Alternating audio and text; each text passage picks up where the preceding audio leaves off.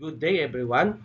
So, what I wanted to discuss today about theories of growth and development. Why are some countries rich? Why are other poor? How can a country become rich?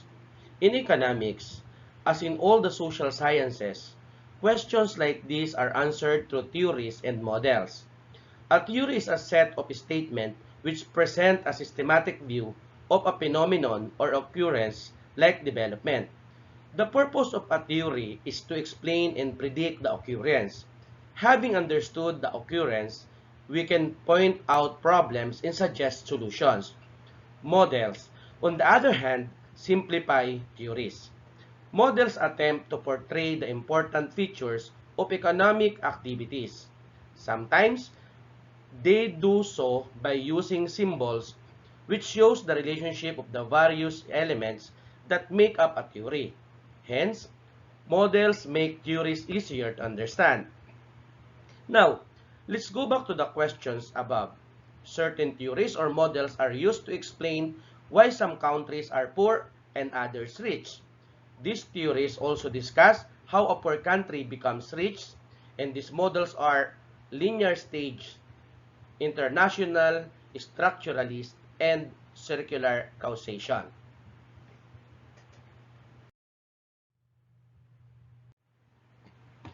The linear stages model. The beginnings of the stages theory of economic growth can be traced to the years after World War II. At the time, interest in poor countries was beginning to grow. Economists of rich nations had begun studying the process of economic growth in poor countries.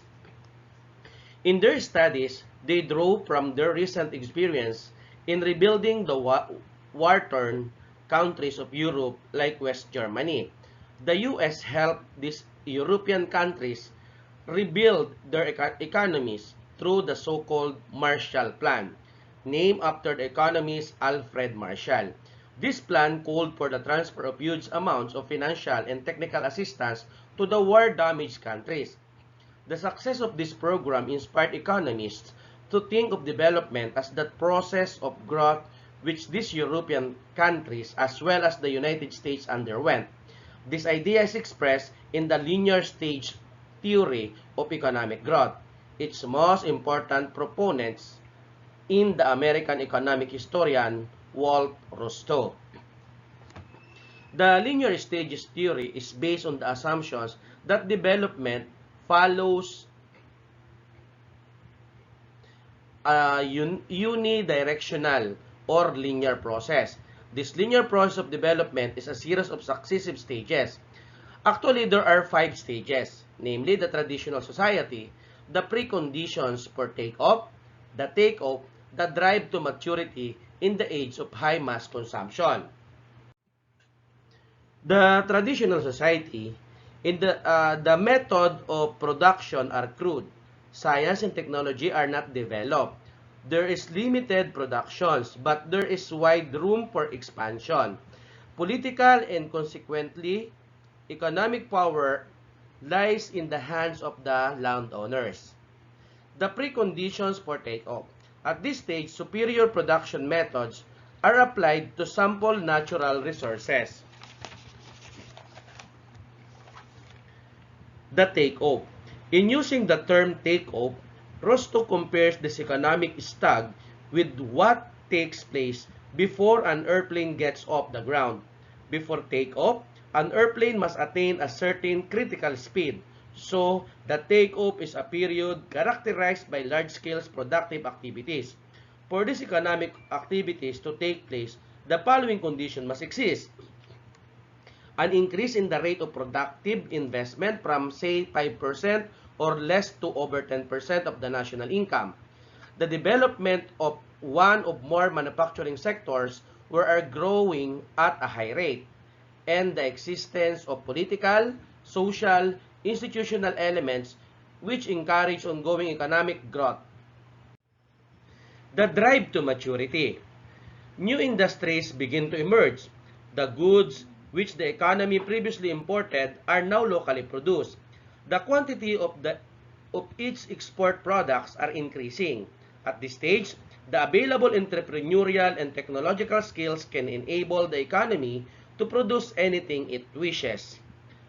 The age of high mass consumption. At this stage, the industrial sector shifts to the production of durable consumer goods like cars. Increased economic activity leads to increase in the people's income. With more incomes, the majority are able to consume more than the basic necessities. Criticism and application to the third world. The theory is widely criticized because it assumes that economic history follows a one-way course and that all economics tend to go through the series of stages in this course. It is argued that no single sequence or series of stages fits the history of all countries.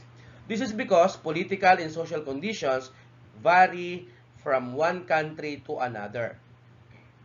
And this theory has been criticized because it says that an economy can develop only if it has enough savings and investments.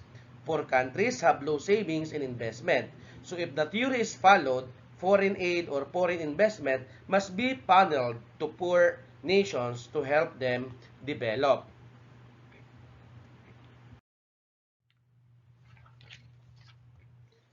The international structuralist model. As Western economic theory, like the linear stage theory, failed to solve development problems in poor nations, there emerged an increasing understanding of the condition in which hinder development in these countries. Ideas as to how these barriers can be overcome began to emerge. These ideas have been collectively called the international structuralist models. These models view underdevelopment in poor countries as a result. Certain existing institutions, such as the government, and structure or patterns, such as that of the relationship between rich and poor countries. There are two major models which follow this point of view, and these are the neocolonial dependence model and the false paradigm model. When we say neocolonial dependence model, literally, neocolonialism means a new form of colonization. This concept was invented by French Marxists in the late 1950s. In 1960s, it was taken up by the leader of former colonies in Asia and Africa, and since this has become a part of political and economic discussions. Neocolonialism is described as the survival of the colonial system in former colonies despite the fact that they have been formally granted political independence. Its main aims are to keep the former colonies securely in the world capitalist system and to make the former colonies economically dependent on the rich colonizing power. How is neocolonialism established? In this new form of colonizing nation, the colonizing power does not have to invade, occupy, and rule the colonized nation. The neo-colonial rule established through indirect and subtle formal or forms of domination of the former colony. Political, economic, military, and technical forces may make this domination possible. Among the economic factors or forces are foreign capital investments, foreign aid, loans, foreign technological or technologies, and foreign culture. Through the following story, the economist Shoemaker tells how the poor nation who fails for the methods of production of rich nations becomes economically dependent on the latter. The false paradigm model. In the last 3 decades, rich nations have funneled much resources to poor countries, popularly known as foreign aid or assistance. These resources aim to help poor countries develop. Aid comes in the form of technical assistance such as the training of local personnel, foreign investment, and public funds. How effective is this kind of foreign economic assistance? Many economists are inclined to think that such assistance may even do more harm than good. Their way of thinking is expressed in the false paradigm model. A paradigm is a pattern or an example which serves as a model for study in comparison. In the case of less developed countries, the paradigm of the development usually followed is that of the Western industrial nation like the United States and European countries.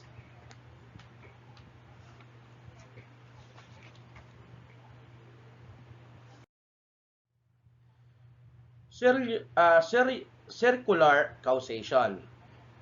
One of the most distinguished economists today, Gunnar Myrdal, views the situation in a country, any country, as a social system. And these social systems, he says, consist of a great number of conditions which are causally interrelated and interdependent. Myrdal classifies these conditions occupied a fixed definite place in the social system when arranged in the imaginary circle representing the social system. Any one of these categories may be first, second, third, and others without affecting the wholeness of the circle. The conditions themselves may even be classified in different categories and their effect within the social system would be at the same. Just like a pan of boiling soup, it would not matter which seasoning, salt, pepper, chopped celery, onions, monosodium glutamate, and others, is put in first. The end product would always be some hot soup of a certain quality. So the six category of conditions in the social system are output and outcomes, conditions of productions, levels of living, attitudes toward life and work, institutions, and policies. Similarly, no matter in what order the categories of conditions might appear, their effect within the social system would not be in any different category.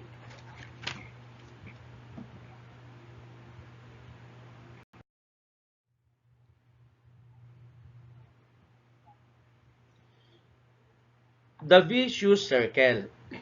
The idea of the vicious circle is not new. It has long been applied to the conditions obtaining in a state of poverty. This vicious circle or vicious cycle, as some written prefer to call it, it used to explain the poverty or underdeveloped of certain countries or person. An economist, Ragnar Nursky, conceived of the vicious circle as a circular constellation of forces tending to act and react upon one another's in such a way as to keep a country in a state of poverty. As an example, he cites the situation of being physically weak, his working capacity may low, which means that he is poor.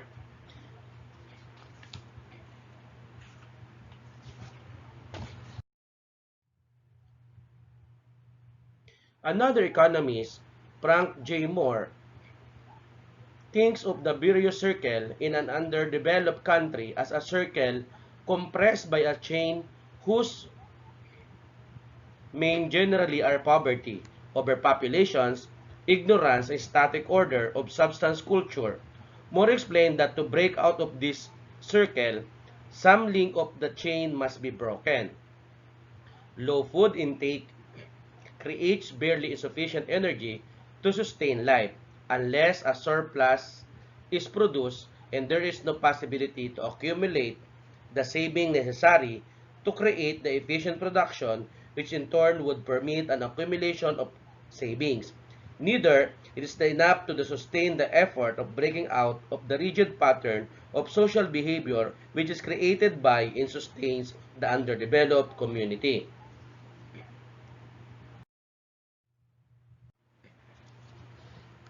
Myrdal's true vicious circle.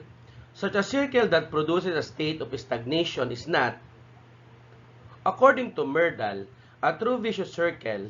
In Nurke's example, for instance, the poor man produces only enough food to keep himself in a state of health so as to maintain barely the same level of production. Myrdal says that if Nurke's poor man produced less than this critical amount of food, then a cumulative downward movement would occur.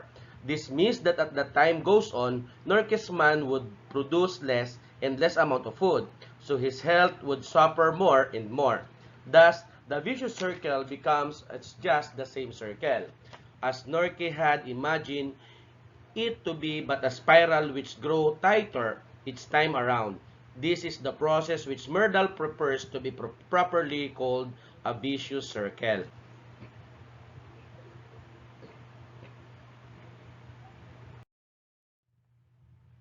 The virtuous circle. If there is a vicious circle, then the reverse of each must be virtuous one. Let us see how this process operates using Norke's poor man. A poor man who gets more food to eat improves his health. Since he is physically stronger, he is able to work better. Thus, he is able to produce more food and so on.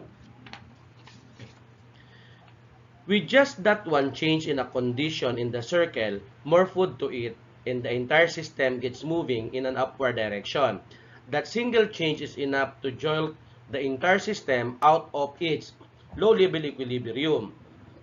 By means of a series of interrelated reactions with the other undesirable conditions in the circle, a cumulative upward movement is generated, resulting in an increased productivity, which leads to a somewhat higher level set of conditions or equilibrium.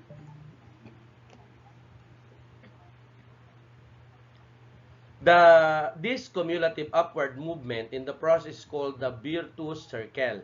In effect, the process can be translated in this way. A country is becoming richer because it is becoming less poor. This too is the essence of development. It shows how this condition can induce change in a virtuous circle. They have better attitudes toward work, higher salaries of employees, increase in number of skilled workers. And how would environment influence the virtuous circle, and how about the influence of resources, heritage, and social organization? Categories of conditions.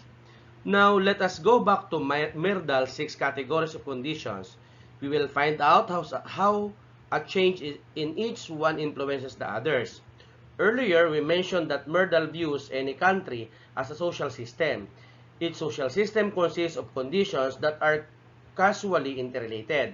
A change in one condition will cause changes in the others toward the same direction, whether upward or downward.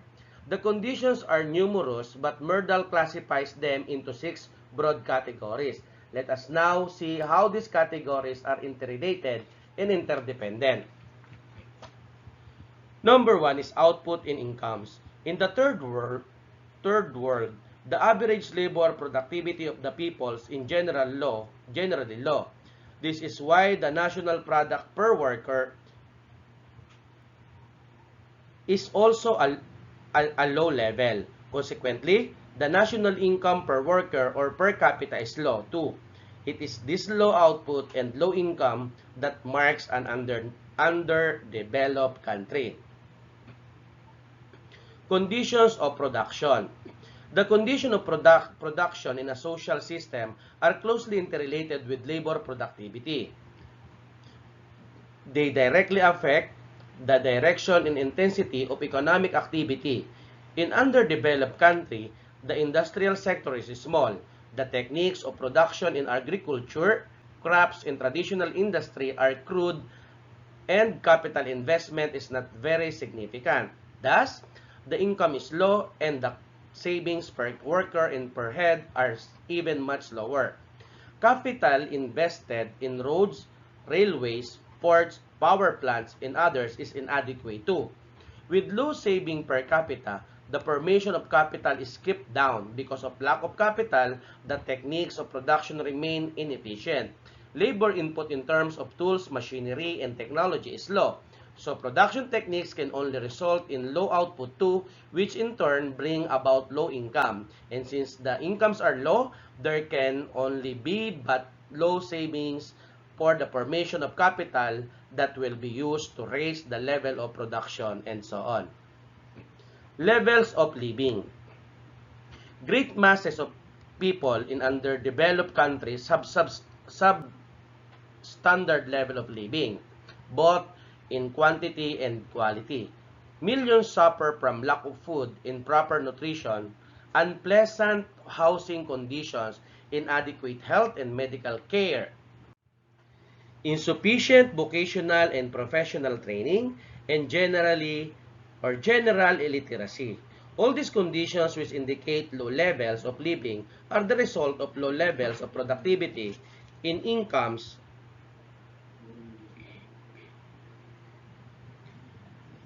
Attitudes toward life and works. In underdeveloped countries, people have very little to look forward to in life. So they live on a day-to-day existence. Their outlook in life is also hampered by superstition, fatalistic beliefs, and even religious practices. Lacking in ambition, people seem content with subsistence occupations.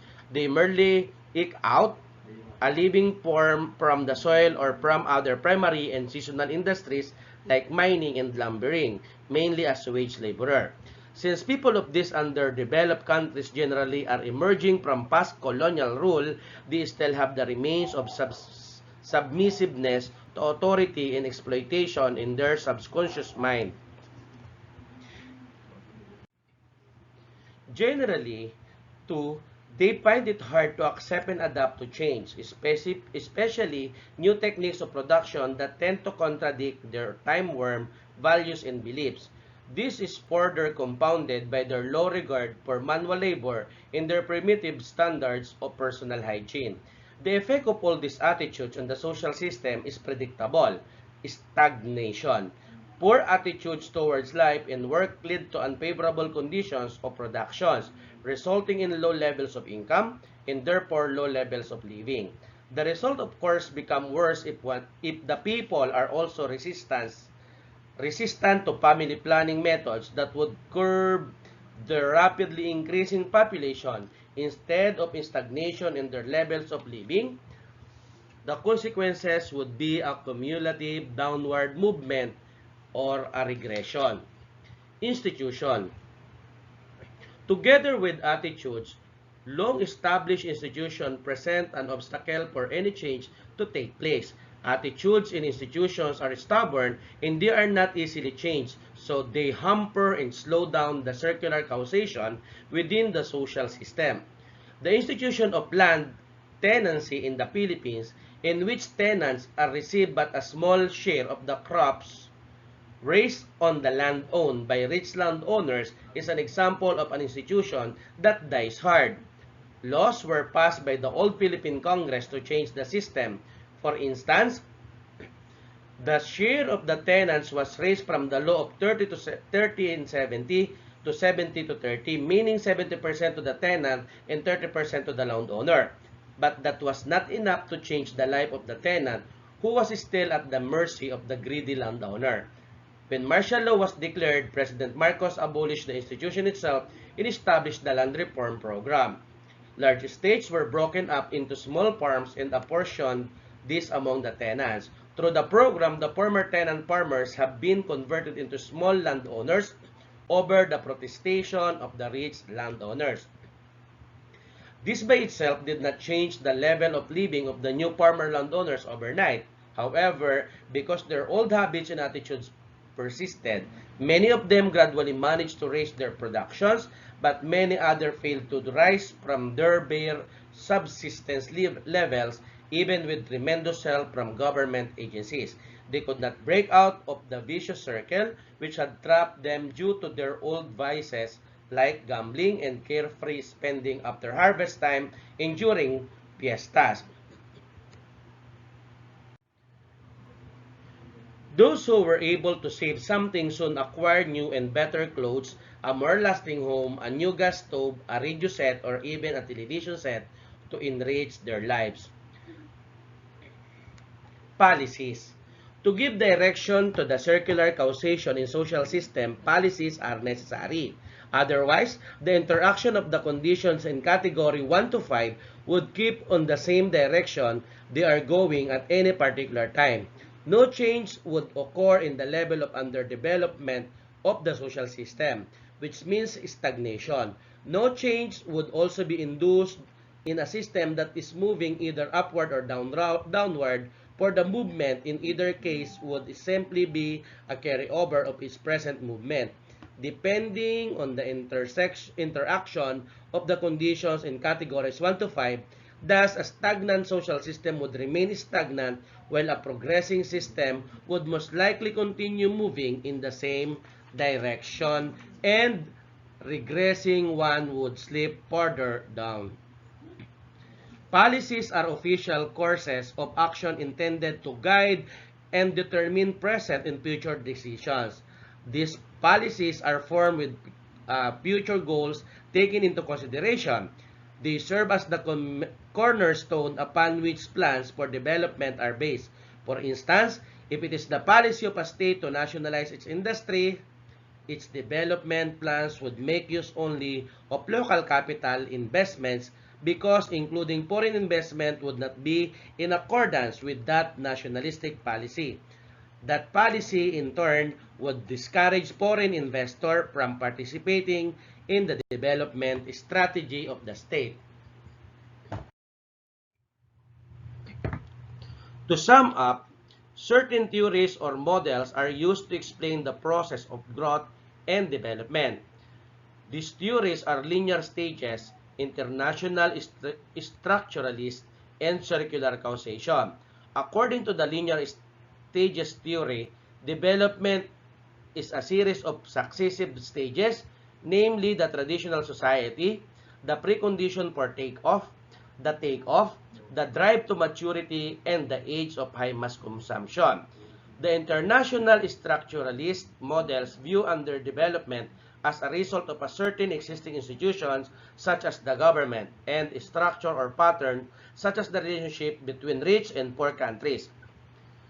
The circular causation theory explained that poor nations are trapped in a vicious circle, and that the only way to help them grow is to break the chain of this circle.